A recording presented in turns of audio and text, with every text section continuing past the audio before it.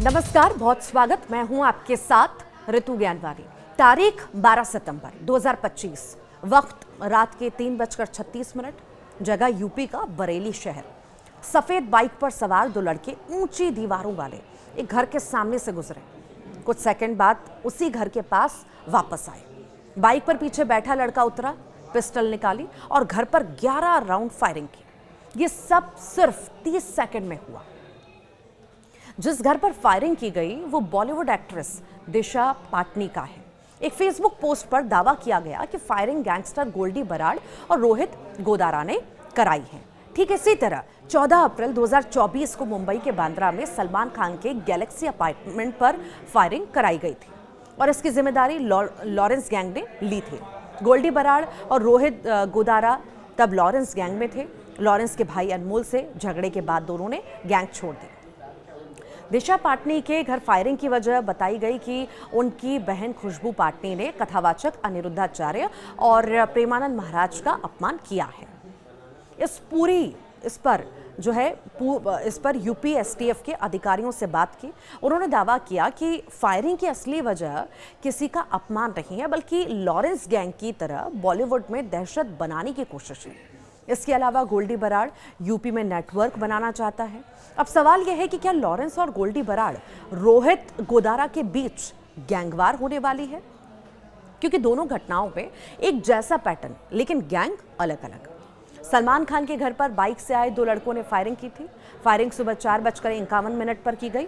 Police ने दावा किया कि इसके लिए लॉरेंस गैंग ने नए बदमाशों को ऑनलाइन हायर किया था, उन्हें ट्रेनिंग दी और पिस्टल थमा दी। दिशा पाटनी के घर पर इसी तरह 2 बार गोलियां चलाई गई। 11 सितंबर की सुबह करीब 4 बजे दो लड़के बाइक से आए और एक गोली चलाकर भाग गए। इसकी बहुत चर्चा नहीं हुई, इसीलिए 12 सितंबर को दो शूटर दोबारा आए। दोनों बार फायरिंग का पैटर्न बिल्कुल लॉरेंस गैंग जैसा था। गोल्डी बराड़, रोहित गोदारा लॉरेंस से भले अलग हो गए, लेकिन उनके काम करने का तरीका लॉरेंस की तरह ही है। इस नेटवर्क की जांच कर रहे यूपी एसटीएफ के एक सीनियर अधिकारी भी इसकी पुष्टि कर रहे हैं। वे कहते हैं कि दिशा पाटनी के घर फायरिंग के पीछे 3 बड़े मकसद हैं। 3 बड़े मकसद क्या हैं? लॉरेंस गैंग की तरह बॉलीवुड स्टार्स को टारगेट करना। बॉलीवुड में अंडरवर्ल्ड डॉन दाऊद इब्राहिम का वर्चस्व खत्म होने के बाद लॉरेंस गैंग ने उसकी जगह लेने की कोशिश शुरू कर दी और इसी वजह से उसने सलमान खान के घर पर फायरिंग कराई थी। एनसीबी नेता बाबा सिद्दीकी के मर्डर के पीछे भी यही वजह मानी गई। बाबा सिद्दीकी के बॉलीवुड सितारों से अच्छे रिश्ते थे। अब यही काम गोल्डी बराड़, रोहित गोदारा करना चाहते हैं। दूसरी बड़ी वजह यूपी में गैंग मजबूत करना। जी हाँ, लॉरेंस गैंग हिंदू धर्म और सनातन की बातें करके कम उम्र के लड़कों को गैंग से जोड़ता है। उसी पैटर्न पर गोल्डी बराड़ और रोहित गोदारा भी धर्म गुरुओं के अपमान और सनातन की बातें करके नए लड़कों को नेटवर्क से जोड़ रहा है। यूपी पुलिस के सोर्स बताते हैं कि राज्य में माफिया अतीक अहमद और मुख्तार अंसारी का नेटवर्क खत्म हो गया है। बड़े माफिया या तो अंडरग्राउंड है या फिर जेल में है। रोहित गोदारा, गोल्डी बराड़ का नेटवर्क पंजाब, हरियाणा और राजस्थान में फैला है। यूपी में अब तक ये नेटवर्क एक्टिव नहीं था। पहली बार उन्होंने यूपी में धाक जमाने के लिए ताबड़तोड़ फायरिंग की। तीसरी वजह दहशत बनाने की कोशिश, ताकि उगाही भी ये लोग कर सकें। रोहित गोदारा और गोल्डी बराड़ का नेटवर्क बड़े कारोबारियों को धमकी देकर लाखों करोड़ों की उगाही करने की फिराक में है। सोर्स बताते हैं उन्होंने बड़े टारगेट तय किए हैं। चर्चा में आने के लिए उन्होंने दिशा पाटनी को टारगेट किया। अनिरुद्धाचार्य के खिलाफ बयान, फायरिंग की वजह क्यों नहीं?